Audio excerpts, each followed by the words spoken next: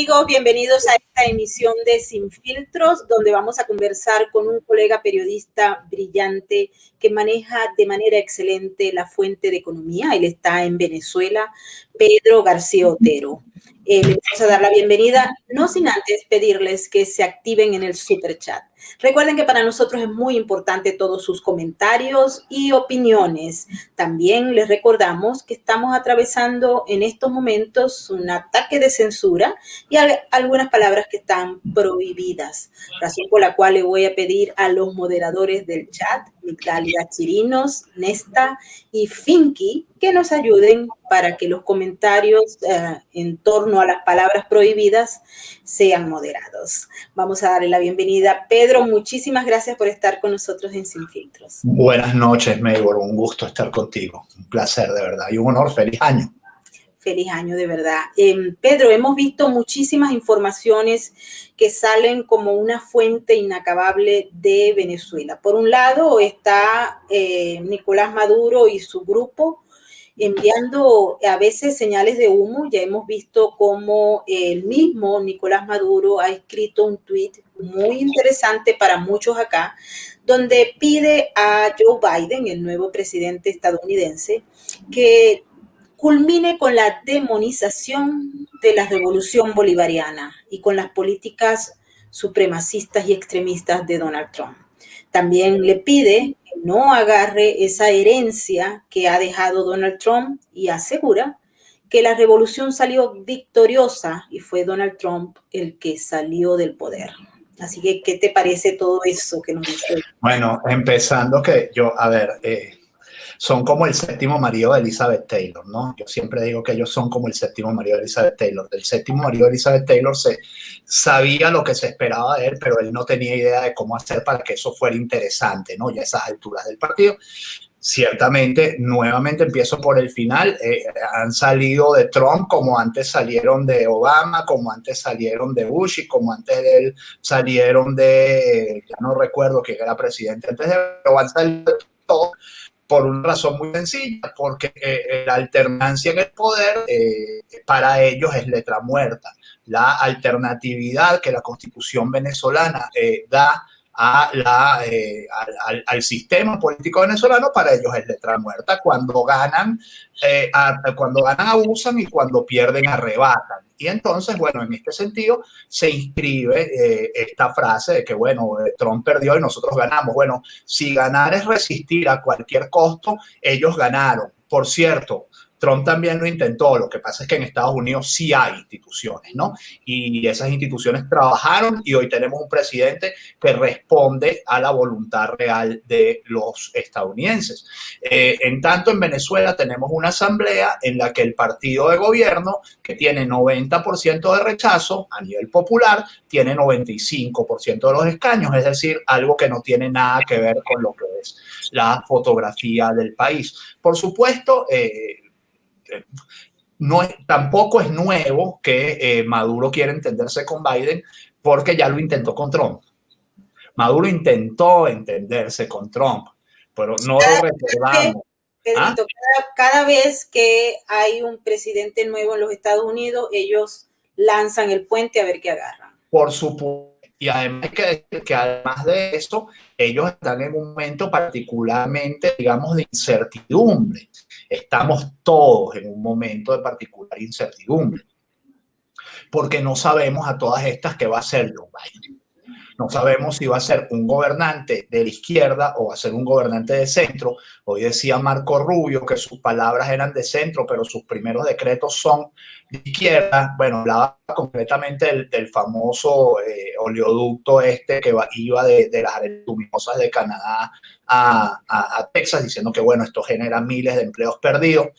Probablemente esos empleos ya estaban perdidos antes de que Biden tomara la decisión, porque con los precios actuales del petróleo esa iniciativa no era claramente rentable.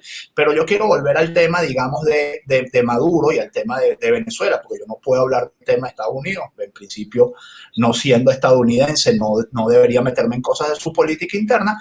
Yo sí debo decir que yo creo que la actitud general de Maduro es la del régimen de Maduro, es la de esperar para ver que obtienen de Estados Unidos y además al mismo tiempo elevar la apuesta. A ver, ¿qué está haciendo Maduro? Por un lado está diciendo, lo dijo hoy, lo ha dicho él varias veces y lo dijo hoy Michael Moreno, lo dijo Iris Varela en la semana en la nueva Asamblea Nacional, la Asamblea Nacional controlada por el chavismo.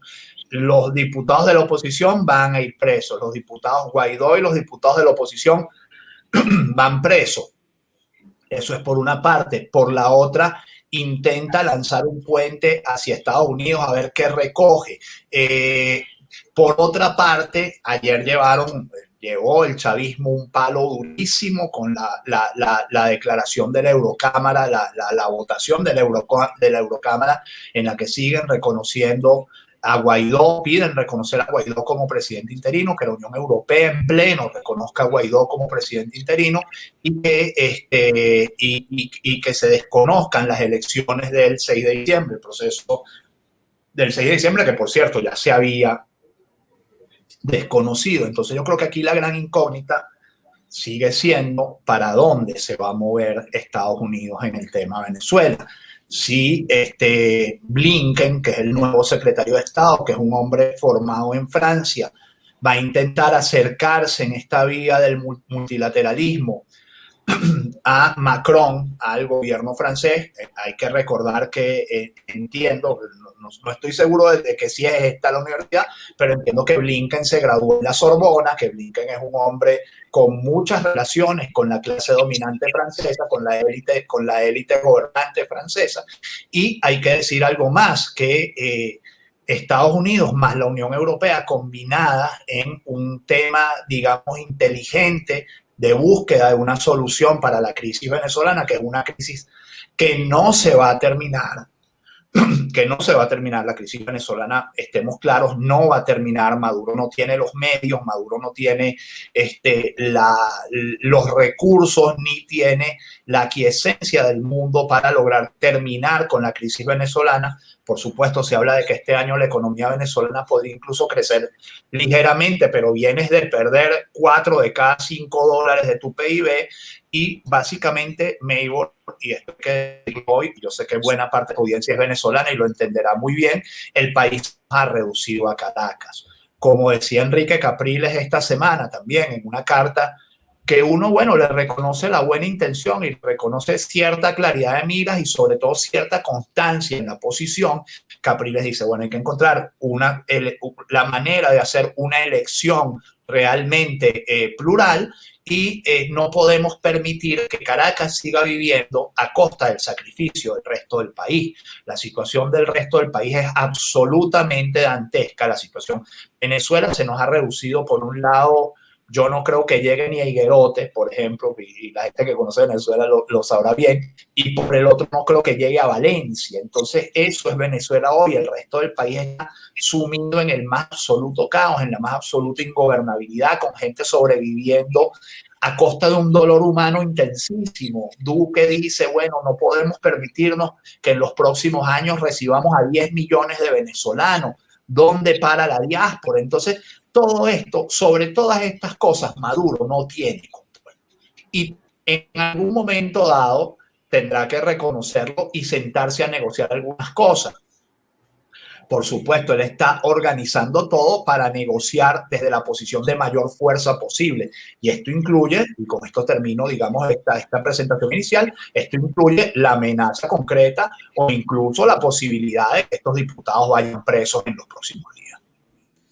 Se había planteado aquí que hay también una posición como de hermandad, que ya la conocemos. O sea, desde aquí se habla de hermandad, pero obviamente los venezolanos sabemos que es una cuestión más allá de complicidad entre el régimen cubano y el venezolano para tratar de lograr los mejores beneficios de la posición de Biden, que más o menos busca el mismo reflejo de la de Obama, en la que estaría en disposición de negociar con Cuba, como se hizo, con Irán, como se hizo, y con, bueno, prácticamente los amigos de Nicolás Maduro. En ese sentido, podemos observar que ya se está empezando en Miami a prender la mecha, pero desde Cuba hemos visto las palabras de Díaz-Canel, los movimientos de la Revolución Cubana para agradar a Biden, ya ellos habían tenido una relación con él. Entonces, mucha gente cree que con estos acercamientos, el gobierno de Biden, que ya está muy hacia la tendencia de izquierda, hoy se aprobaron una serie de medidas que fueron catalogadas de socialistas, como por ejemplo incrementarle el salario a todo el mundo sin importar qué empresa puede pagar y qué no, en una crisis de pandemia como la que estamos viviendo, y también incrementar todo lo que son las ayudas del Estado a los ciudadanos sin importar nada, ni quién pagó impuestos, ni quién no pagó. O sea, esto está virándose a la izquierda. Muchos bueno, ya lo... cuando tengan el Dow Jones en 15.000 puntos o en 20.000 puntos otra vez, reaccionarán, ¿no? Pero igual, sí, mi igual. pregunta está dirigida en que Maduro puede permanecer en el poder. Es más, aquí nadie advierte que Maduro vaya a salir del poder en el 2021 ni en el 2022. Los mejores escenarios lo plantean para el 2024. No sabemos si la crisis económica y la crisis humanitaria va a aguantar hasta allá, pero bueno, en Cuba aguantaron y mucho más largo, ¿no? Y en Corea Cuba es una fábrica de votar gente de su país. En Cuba los muchachos cumplen 18 años y se van, porque sencillamente no tienen ninguna perspectiva. Se van a donde puedan irse.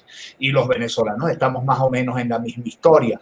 ¿Que puede aguantar Maduro hasta 2024? Sí, una semana a la vez puede aguantar Maduro hasta 2024 y quizá más allá. Que hay cosas que se pueden hacer para que Maduro entienda que el costo de irse es menor que el costo de permanecer en el poder. También pueden hacerse cosas para lograr esa situación. Yo te diría, con respecto al tema de Biden y de Cuba, que al final del camino Cuba siempre ha utilizado a sus aliados en la región para ganar influencia con Estados Unidos. Cuba utilizó al gobierno de Salvador Allende para terminar ganando poder, palanca, ante los Estados Unidos, y al final a Cuba lo que más le conviene es tener de buenas a los Estados Unidos. Ahora, Biden puede soportar políticamente el costo de un acercamiento a Cuba. Mira, yo lo dudo.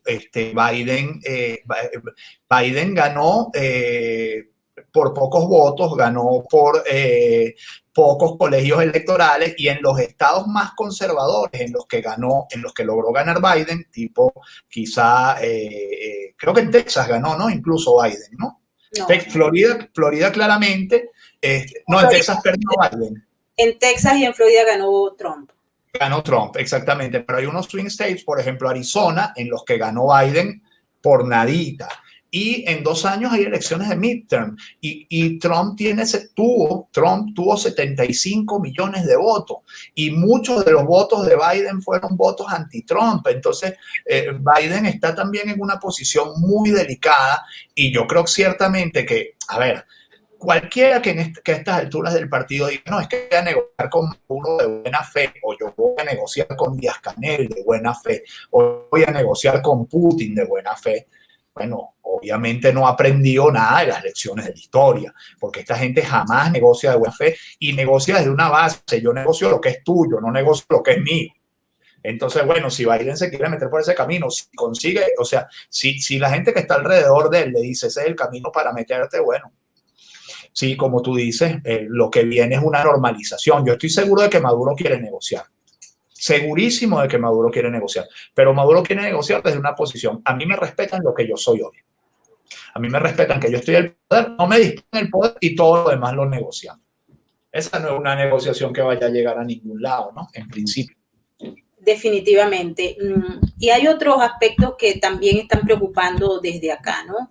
Uno, pues ya se ha dicho que al menos por este año se va a seguir manteniendo el apoyo al presidente interino Juan Guaidó y a la Asamblea Nacional que fue electa en el año 2015. Eso ya está claro, al menos eso es lo que han dicho las nuevas autoridades. Pero también se ve desde adentro que hay varios grupos que están buscando tocar las nuevas autoridades para explicarle qué está ocurriendo con ese liderazgo y con la asamblea anterior, que es la legítima, o al menos la reconocida por la comunidad internacional para los que no son venezolanos que nos están escuchando en estos momentos. Entonces, hay un bajón del liderazgo de Guaidó, y ahora hemos observado, por ejemplo, como miembros del mismo interinato están pidiendo que se presenten las cuentas de todo el dinero que han manejado en estos últimos 2 años. Vimos una posición muy clara, por ejemplo, del que es comisionado para Asuntos Exteriores del interinato, el señor Julio Borges, que ha dicho que creo que es lo más importante.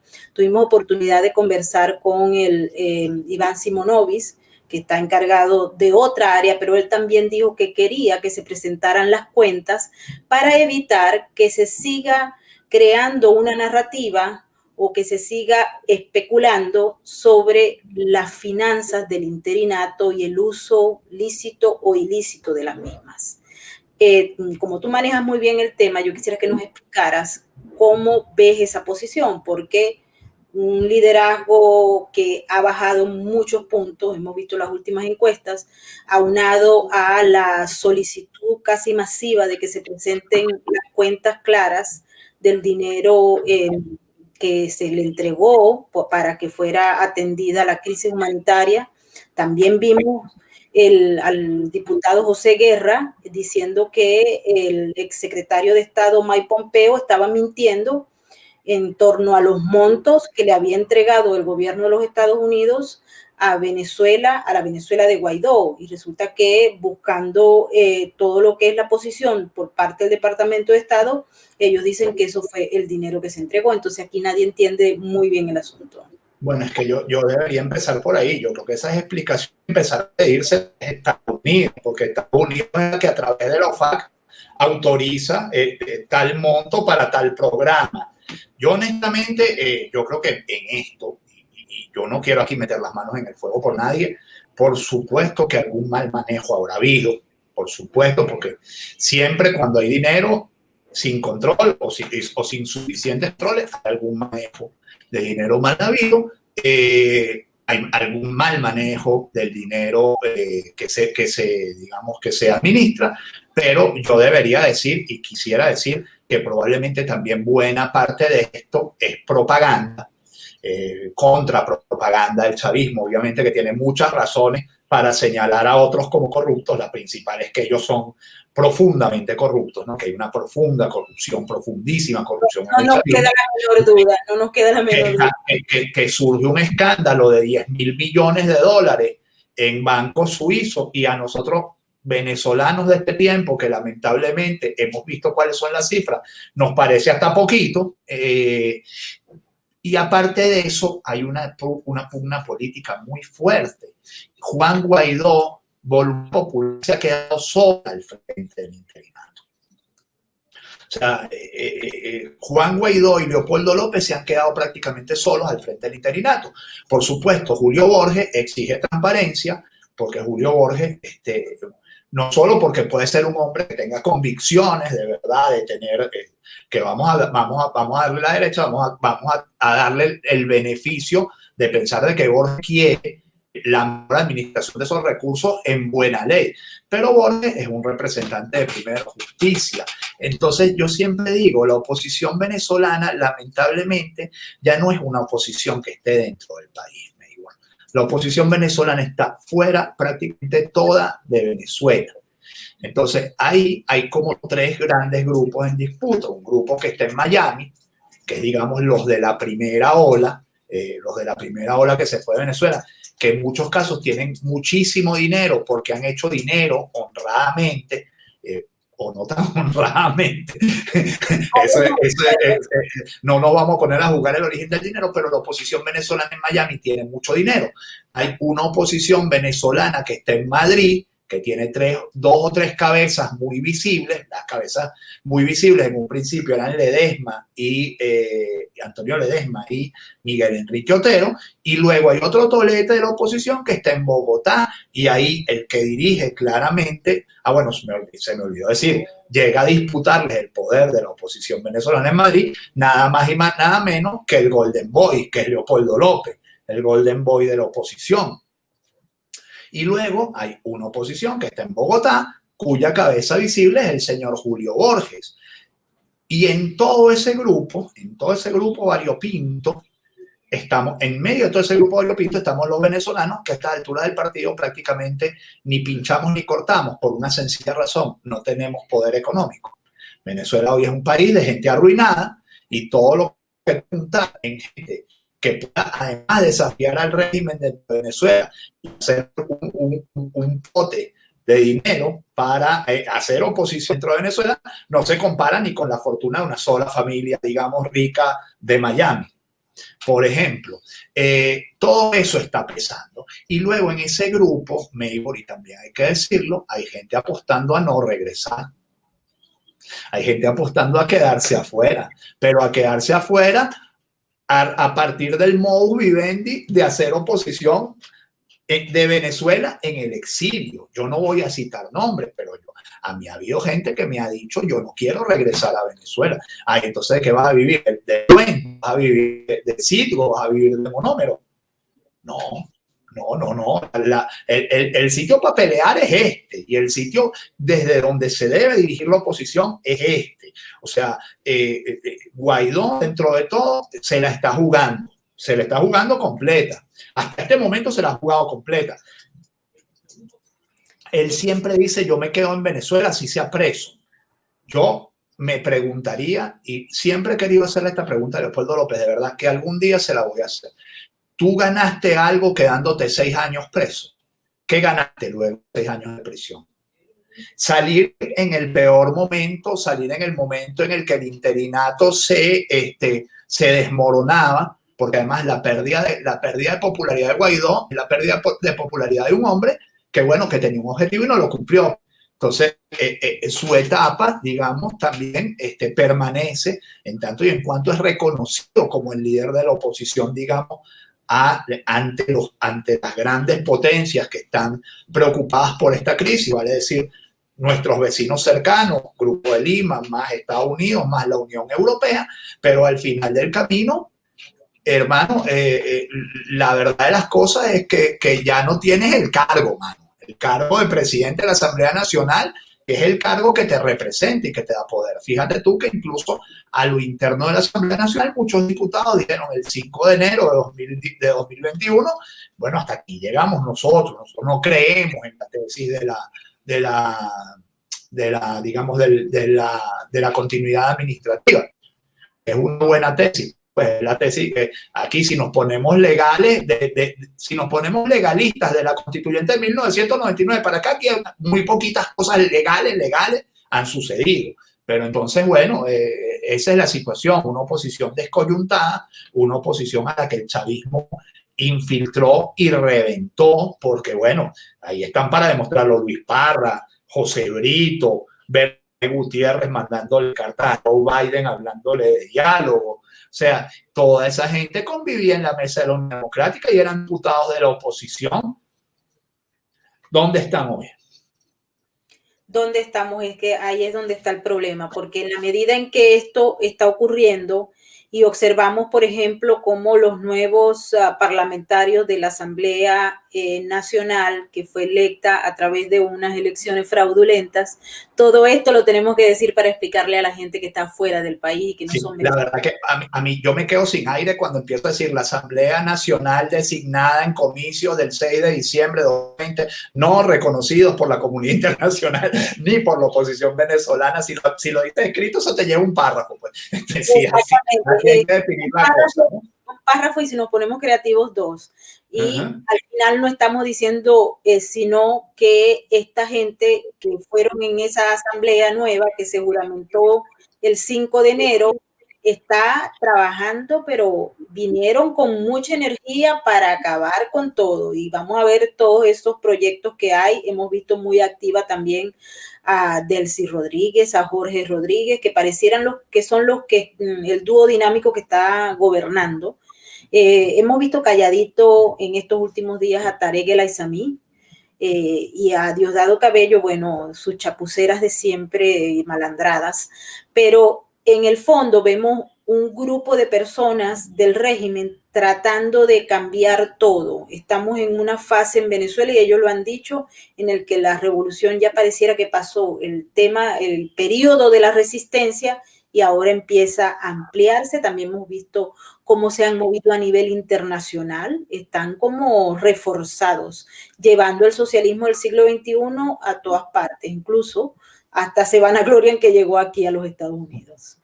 Bueno, prevalecieron, Neighbor, hay que decirlo, prevalecieron, o sea, resistieron el empuje, resistieron 2 años de Trump, resistieron 2 años de interinato, siguen resistiendo. Hay que decirlo con todas las letras, prevalecieron, lograron salir de esto cohesionados, y más allá de que no les importe nada, o sea, a ellos ya no les importa, esto es un sistema de dominación, esto no es un sistema democrático, a ellos no les importa si 90% del país los detesta, ellos con el otro 10% se quedan con toda la Asamblea Nacional. Por cierto, patética la actitud, patética la posición de los que fueron participacionistas a toda cuenta y los engañaron con el cuento de que los 100 diputados o 110 diputados adicionales que se sacaron de los redaños, que se sacaron de sus vísceras, porque se los sacaron de donde les dio la gana, no lo sacaron de la Constitución. A mí me da risa cuando me dicen, no, que es que la continuidad administrativa de la Asamblea Nacional Opositora no está en la Constitución. Y los 110 diputados que estos tipos metieron adicionales porque les dio la gana, eso sí están en la Constitución. Cuando taxativamente te dice que es un diputado por cada 1,1% de la nación, más los de la lista. Bueno, ellos gobiernan como si en efecto ellos tuvieran el 95% del país alrededor de ellos, pero ¿por qué? ¿Por qué sucede esto? Y vuelvo a lo mismo, porque el poder de los venezolanos estamos absolutamente desprovistos de poder para enfrentar esto.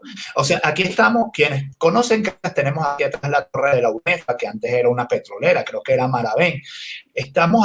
Yo estoy aquí a de 200 metros, donde se dieron las grandes marchas de la historia de este país, las marchas de millones de personas que ya vamos a cumplir casi 20 años del 11 de abril de 2002. Hoy en día eso es impensable en Venezuela. Tú no puedes reunir una multitud de 1 millón de personas para ir a manifestar. Si tú pudieras reunir una multitud de 1 millón de personas para ir a manifestar, el régimen de Maduro temblaría, pero no lo puedes conseguir, no lo consigues. Entonces, tienen el poder por la dominación, se vanaglorian de eso. Por supuesto que van por la oposición, van por lo que queda de la oposición. A mí me hace mucha gracia la candidez de ciertos analistas de Twitter, analistas sociales, de estos que, ¿sabes? Que creen que se la saben todas, pero que no se saben ninguna, diciendo, no, es que hace falta un nuevo liderazgo, acabar con el liderazgo desgastado, el liderazgo de Guaidó se desgastó y tal. Bueno, aparte que de Guaidó no llega a 40 años, y es un muchacho, y Capriles no llega a 50 años, que ahora es cuando tienen para aportar a la política. A mí me hace mucha gracia que esa gente piense que Maduro, que ya taló un bosque entero, porque Maduro entre 2015 y 2020 taló todos los árboles de la institucionalidad, no quedó un árbol, y entonces ahora que la gente cree que Maduro va a dejar florecer a los retoños, que va a llegar un liderazgo nuevo, que va a salir un Pedro García, o un Pedro García de 30 años, o alguien un cisne negro inesperado, y entonces a ese sí Maduro le va a permitir que florezca y que arme un movimiento político. Por supuesto que no, es de una ingenuidad casi que imbécil, casi que estúpida, ese planteamiento, ¿no? De que talado todo, destruido el edificio de la democracia, Maduro va a permitir que eso se reconstruya. Entonces yo creo que aquí lo que hay que hacer es pedir firmeza, exigir y pedir el cumplimiento de la Constitución, ¿no? Al final. Este año van por las ONG, este año van por los medios independientes. Aquí hay que exigir que se cumpla la Constitución venezolana. Estos tipos han violado la Constitución venezolana desde el prólogo hasta el epílogo. Entonces uno tiene, por más que sea, cuando ya no te queda nada que aferrarte, tú te aferras a la ley. Pues esta es la letra de la ley. En Venezuela nunca ha habido tanta distancia entre la letra de la ley y la realidad como la que hay hoy. Y eso vale para todo, vale para la Constitución, vale para la ley orgánica de las Fuerzas Armadas, vale para la ley del trabajo, vale para todos los aspectos de la vida nacional. Venezuela es un país sin ley. Entonces yo creo que hay que pedir la reconstitución, empezar por ahí, la reconstitución del Estado de Derecho en Venezuela.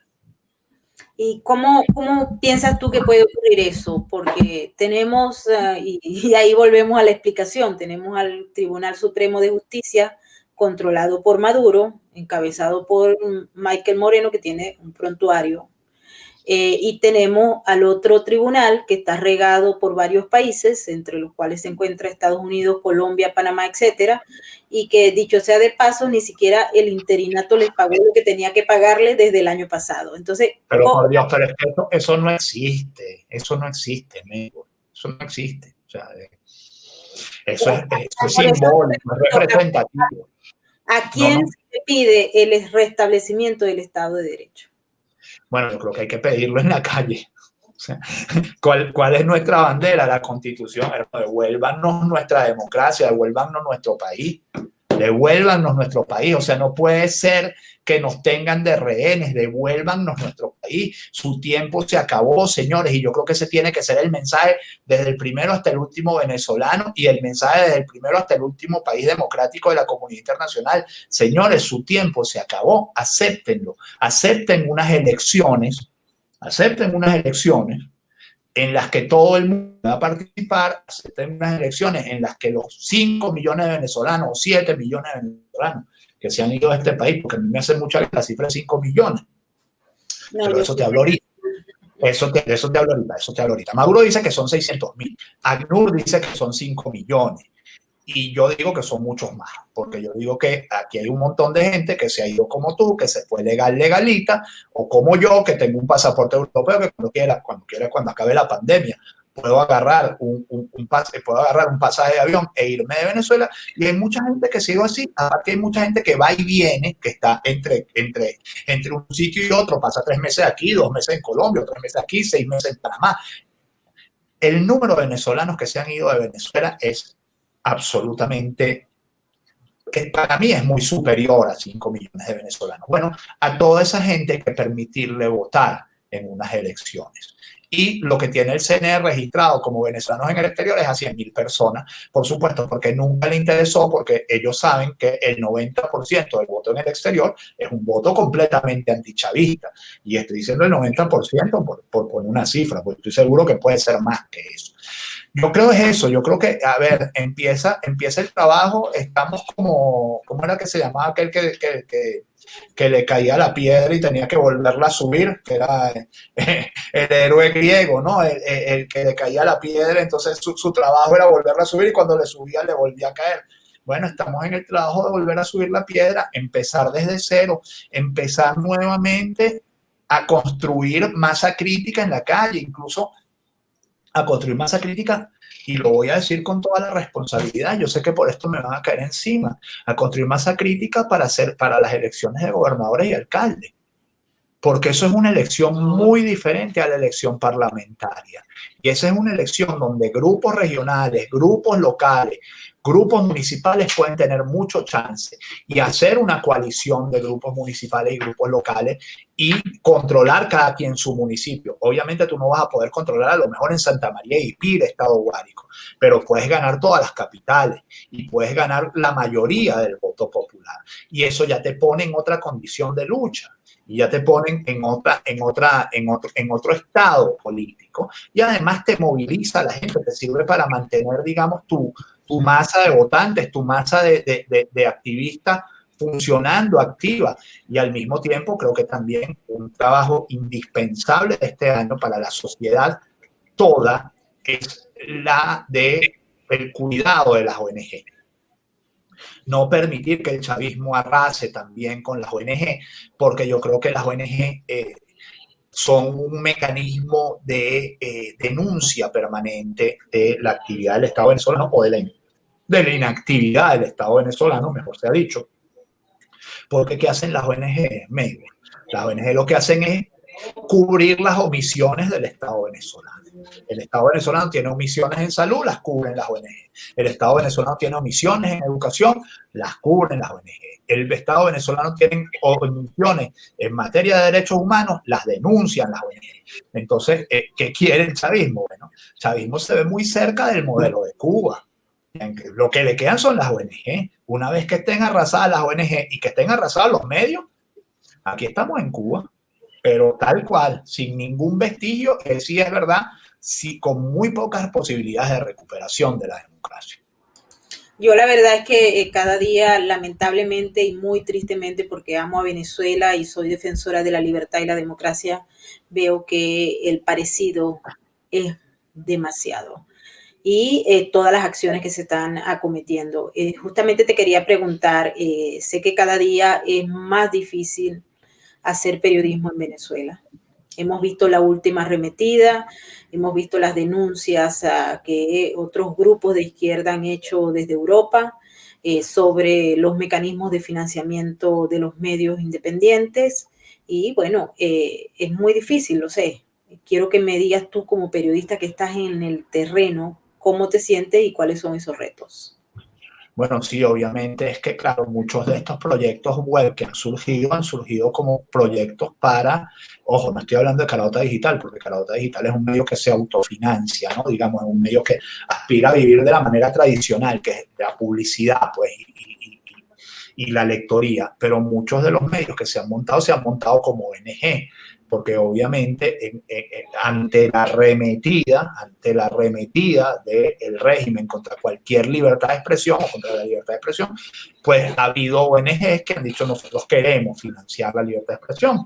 Es el caso de Cocuyo, pues, que ha manejado, por cierto, con total transparencia esos recursos que recibió de la Embajada Británica y nunca eso fue un secreto, eso estaba en todas las redes de Cocuyo y estaba en todas las redes de la Embajada Británica también. O sea, eso nunca fue un secreto, que se dio dinero para campañas, digamos, además muy lindas, porque eran campañas de conversión de ciudadanos en periodistas, de formación de periodismo ciudadano, de todo este tipo de cosas.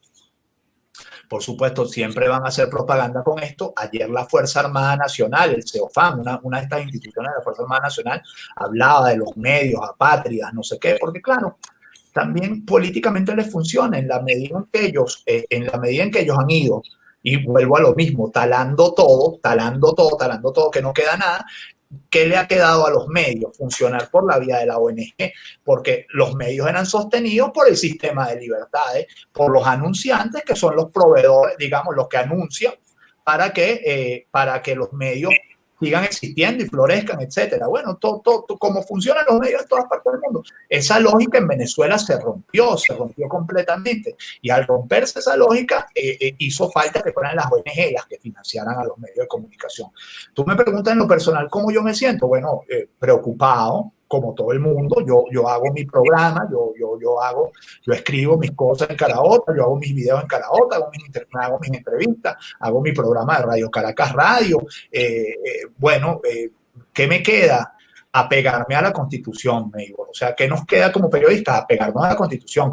Todo lo que estamos haciendo son derechos consagrados en la Constitución y además, en mi caso, por ejemplo, a la hora de que yo tuviera enfrentar un problema con el régimen, pues sencillamente lo que diría, bueno, mi trabajo es apegado a la Constitución y además de eso es apegado al código de ética y a los códigos de ética normales del periodismo, entonces yo no tengo nada que esconder. Ah, bueno, ustedes me quieren meter preso, se quieren meter conmigo, se quieren meter con cualquiera de los colegas, bueno, pero entonces tengan claro que están violentando los derechos humanos y los derechos constitucionales que la Constitución de la República Bolivariana de Venezuela nos ofrece a los periodistas, que son varios, son varios y en un primer momento la Constitución de Chávez, para ganarse a la gente, hizo una Constitución garantista. Ese ha sido su pecado original. De ahí en adelante el tipo ha querido cambiarla siempre y la ha ido destruyendo, la destruyó con la reelección